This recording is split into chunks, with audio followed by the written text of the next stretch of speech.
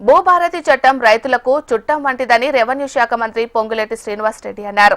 మేడ్చల్ జిల్లా అత్వెల్లి గ్రామంలో భూభారతి చట్టంపై అవగాహన కార్యక్రమం నిర్వహించారు.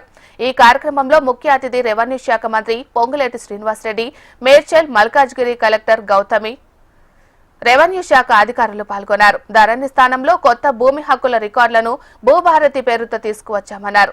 రికార్డులలో తప్పుల సవరణకు వ్యవసాయ భూముల రిజిస్ట్రేషన్, మ్యూటేషన్, పట్టాదారు పాసు పుస్తకాలు, అప్పీల్ వ్యవస్థ అందుబాటులోకి తెచ్చామన్నారు. పెండింగ్ సాదా బైనామా దరఖాస్తులను పరిష్కారానికి భూభారతి తోడ్పడుతుందని రైతులకు వివరించారు.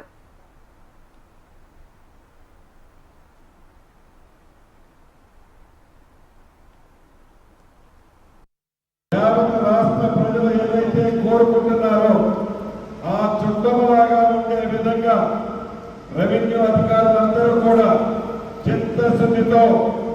చిత్తశుద్ధితో పని చేయాలి అని చేస్తారు అని మనస్ఫూర్తిగా కోరుకుంటున్నాను.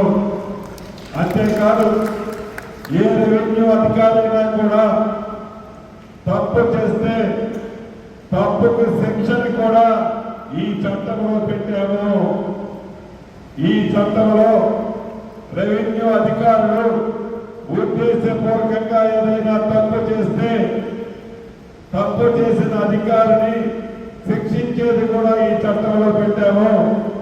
ఇందాక తమ్ముడు అడిగినట్లు ప్రభుత్వ భూముల్ని, అది రెవెన్యూ భూములు కావచ్చు, దేవాలయ భూములు కావచ్చు, ఒక్కబోర్డు భూములు కావచ్చు, రెవెన్యూకి ప్రభుత్వానికి సంబంధించిన భూములను ఎవరైనా కబ్జా చేస్తే ఈ భూభారతిలో ఒక పోర్టల్ ఉంది.